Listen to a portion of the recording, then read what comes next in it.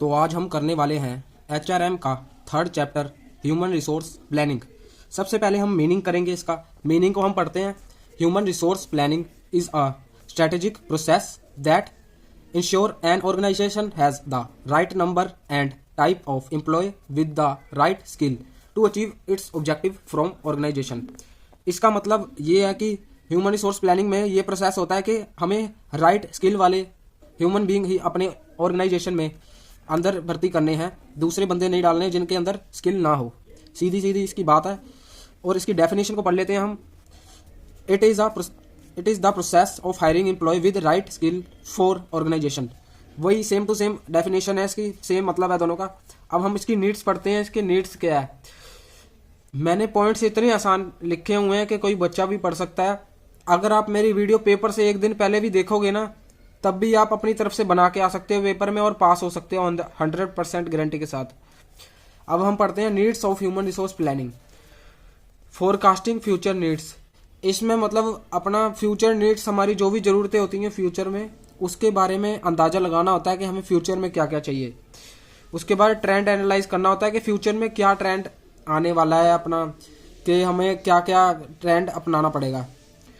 उसके बाद ratio analyse, मतलब परसेंटेज एनालाइज करनी होती है इसकी कि क्या परसेंटेज चेंज होएगा बिजनेस में, क्या नहीं होगा, अंदाज़ा लगाना होता है बिजनेस का।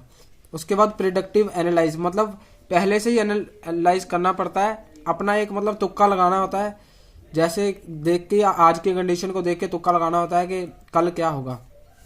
उसके बाद 5वें नंबर पे है सप्लाई फोरकास्टिंग। सप्लाई फोरकास्टिंग में है कि मतलब सप्लाई की फोरकास्टिंग करनी पड़ती है कि हमें फ्यूचर में कितनी सप्लाई देनी पड़ेगी इकोनॉमी में। उसके बाद ऑप्टिमाइजेशन यूटिलाइजेशन ऑफ रिसोर्स। इसमें मतलब अपने रिसोर्स को सही से यूज़ करना है, फालतू यूज़ नहीं करना उसका, ताकि खर्चा ज़्यादा ना आ जाए। ये सारे पॉइंट पहले भी चैप्टरों में आ चुके हैं। ये सारी बुक में सब चैप्टरों में ये पॉइंट सब घूमते रहेंगे इसी के अंदर। सेम टू सेम सारे पॉइंट हैं। ये पॉइंट हर एक चैप्टर में यही चलते हैं। वैसे जो भी चैप्टर आप पढ़ोगे आपको लगेगा ये तो हमने पहले से ही पढ़ा हुआ है।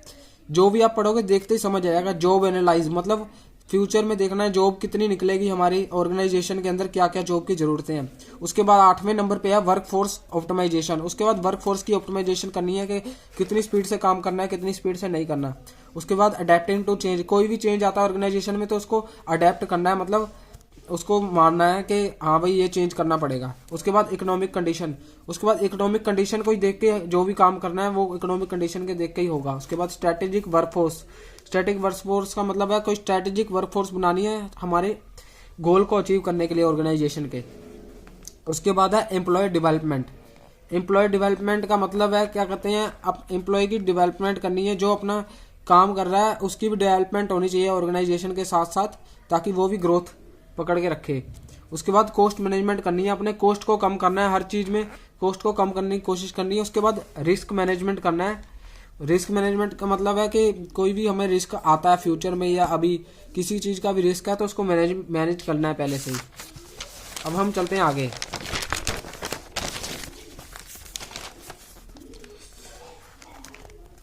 अब हम पढ़ेंगे, इसको सीधा कर लेता हूं मैं पहले। अब हम पढ़ेंगे objective of human resource planning. इसमें है ऑप्टिमाइजेशन ऑफ रिसोर्स। वही सेम पॉइंट आ गया पीछे वाला कि रिसोर्स को सही से इस्तेमाल करना है। उसके बाद आ गया फोरकास्टिंग फ्यूचर नीड्स। बिल्कुल सेम टू सेम पॉइंट है, वही ऑब्जेक्टिव नीड्स सारे सेम है। एक बारी आप पढ़ोगे, मैं आपको ऐसे ही दिखा देता हूँ, मैं बार बार समझाने की इसमें कोई जरूरत तो वैसे है नहीं। मैं ऑब्जेक्टिव देख लो आप, ऑब्जेक्टिव ये है, खुद पढ़ लेना एक बारी। उसके बाद ये प्रोसेस है, प्रोसेस में क्या क्या होता है। The process of human resource planning analyse the objective, मतलब हमें ऑब्जेक्टिव देखना है कि हमारा ऑब्जेक्टिव, मेन ऑब्जेक्टिव क्या है, किस चीज़ के लिए हम काम कर रहे हैं और क्या बनाना है हमने या क्या करना है, किस चीज़ का प्रोडक्शन करना है। उसके बाद स्ट्रेटेजिक प्लानिंग करनी है, मैन पावर प्लानिंग करनी है कि किसकी पावर कहाँ यूज़ होगी, कौन से बंदा कहाँ पे काम करेगा और कौन से डिपार्टमेंट में होगा। उसके बाद ट्रेनिंग एंड डेवलपमेंट करनी है, ट्रेनिंग देनी है सबको जो भी काम करने आएगा। उसके बाद डेवलपिंग मैन पावर प्लानिंग, वही सेम पॉइंट आ गया। ये सेम पॉइंट रिपीट होते रहेंगे। उसके बाद देखना है यहाँ पे factor affecting human resource planning. इसके भी सारे पॉइंट ये हैं, आप देख लो एक बारी। मैं यहाँ पे 2 मिनट के लिए रोक देता हूँ, पॉज कर देता हूँ वीडियो को, कि ये भी पढ़ोगे बहुत आराम से आपको याद आ जाएगा। फैक्टर कौन से इफेक्ट करते हैं। इंटरनल फैक्टर है ऑर्गेनाइजेशन स्ट्रक्चर कैसे बनाना है, या स्ट्रक्चर गलत होगा तो ऑर्गेनाइजेशन को इफेक्ट करेगा। बजट, उसके बाद हमारा बजट कितना ज़्यादा है, कम है कि ज़्यादा है, वो भी इफेक्ट करता है ऑर्गेनाइजेशन को।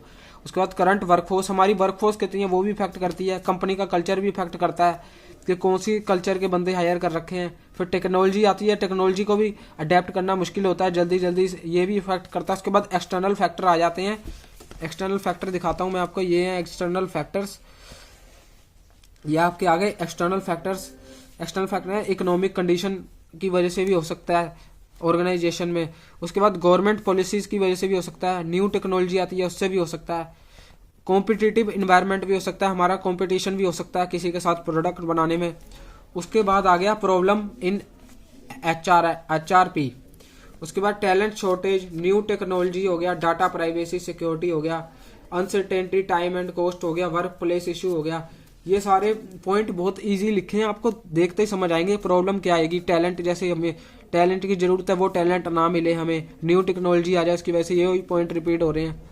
Data privacy and security, uncertainty हो जाए कोई, मतलब हमें ना पता लगे, कोई अचानक कोई कमी पेशी आ जाए। उसके बाद time and cost, time consuming होता है। उसके बाद वर्क प्लेस इशू होता है। वही सेम पॉइंट है, आप एक बारी पढ़ोगे आपको सब समझ आ जाएगा। एक बारी बस रीडिंग कर लेना, पेपर से एक दिन पहले भी पढ़ोगे ना तब भी पास हो जाओगे। इसके अंदर चैप्टर के अंदर ऐसी वीडियो पूरे यूट्यूब के ऊपर नहीं मिलेगी आपको। तब तक के लिए मिलते हैं अगली वीडियो में। अगली वीडियो की प्लेलिस्ट भी मैं इसके साथ ही लगा दूंगा।